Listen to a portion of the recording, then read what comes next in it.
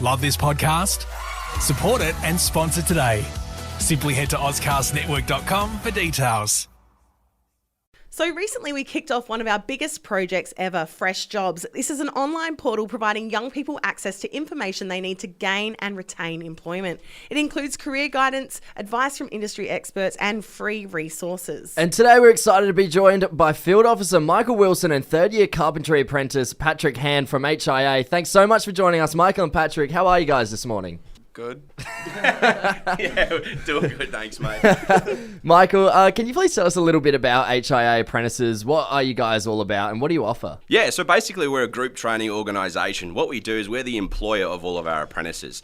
Basically, once we interview them, sign them up as an apprentice, we link them with a host in the trade that they're learning, and we look after them for the full term of their apprenticeship, mentoring and making sure they're going to trade school in the trade that they're, learning. Yeah, awesome. Now, Pat, I'd like to know, you've been an HIA apprentice for 3 years now. Can you tell us a bit about your journey and why you chose to be an apprentice in the first place? Yeah, so I started a school-based apprenticeship about 3 years ago and then finished school and moved on to full-time. Went through a first company and then moved on to J. Turner Constructions now, which is where I'm at and loving it. So yeah, awesome. Beautiful. Well, what have you loved most about being a HIA apprentice, Pat? Probably just job security, and if ever I need another company or they can find one for me. Yeah, that's great. It definitely gives you a bit of a safety net, I suppose, when you're out in the field and doing whatever else you want to do. Yeah, 100%, and all the training's set up for me. Yeah, definitely. No, it seems like you guys have a lot of perks and, a lot of reason to be tied in with HIA. But, Michael, can you tell us what are the real benefits of doing an apprenticeship with HIA? Yeah, mate. Well, the first one, obviously, is you earn whilst you learn.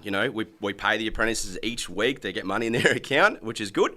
They're learning their trade. They're going to trade school and getting paid for it. All their training is covered by us as well.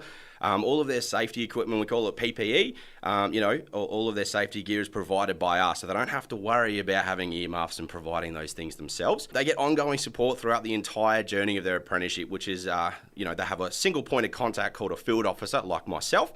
We come out every 3 months and support them, and also going to trade school, any issues that may arise, we help guide them and lead them into making sure that they end up becoming a qualified tradesperson in the trade that they sign up for. You said that you provide them with the tools that they need, is that correct? So we provide them with the safety gear. There's a fair bit of support for apprentices out there at the moment that the government provide and a construction industry training board that actually support them. So they do provide their own tools and build up their kit as they go, but we support them to be able to know how to access those supports. Yeah, that's great. Could imagine that stuff all gets pretty expensive too, the more you have to get, right?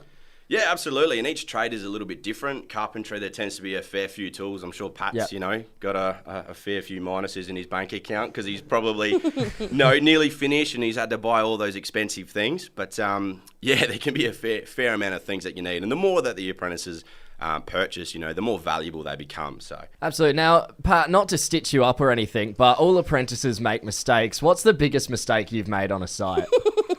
Yeah, it'd probably be thinking you've got all the measurements 100% right, going cutting everything, and then going back and freaking out, not sure how to tell the boss that you've cut it all wrong. I can imagine that would be the worst part, is going to tell the boss, saying you haven't carried the one across, not a good enough excuse for a building coming down. Nah, not at all. It's probably the most stressful part, telling them. Now, Michael, do you have a story that can top that? What's the biggest mistake you've made on the site? Yeah, look, as an apprentice, it's a bit of an embarrassing one, but we had a brittle roof that we were working on, and look, I'm not the smallest of blokes. More sellers, I always get told. But anyway, I fell through a roof. And as I fell through the roof, I sort of caught myself, and the client was sitting downstairs, and my legs were dangling in the ceiling. So it didn't look very good, but luckily we were going to redo the ceiling anyway. Nobody stole your shoes or anything? No. One of the guys laughed at me and I said, mate, can you help me up? I'm a bit stuck here. So. It sounds like you were like Winnie the Pooh trying to get his honey pot in the... Yep. So good.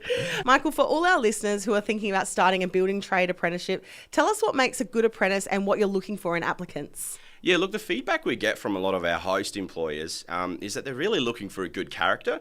So, skills and knowledge do come as you learn, but really we're wanting reliable people who are passionate about the trade that they're going to go into.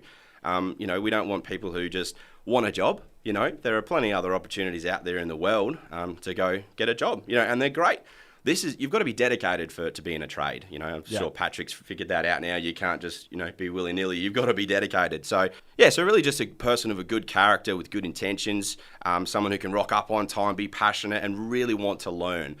That's makes a successful apprentice these days, is they want to be a qualified tradesperson, and they drive their apprenticeship as well. So someone like Pat, we don't really have to do heaps to support him. He's very driven. So that's the sort of person we want, someone who chases and knows what they want at the end. Absolutely. And Michael, for our listeners listening right now that want to find out more, like, how can they apply? Yeah, so look, we love people coming in, having a chat with us. You can call us anytime. Call the front office and they'll send you over to me, Simo, or Kate. We'll be happy to talk people through it. The easiest way is probably to come in or jump on our website, follow the links into the careers, and apply for the trade that you're interested in. And just a bit of a side question as well, guys. What's your favourite smoko snack? Oh, you go, Pat. Probably have to be a pull apart from the bakery.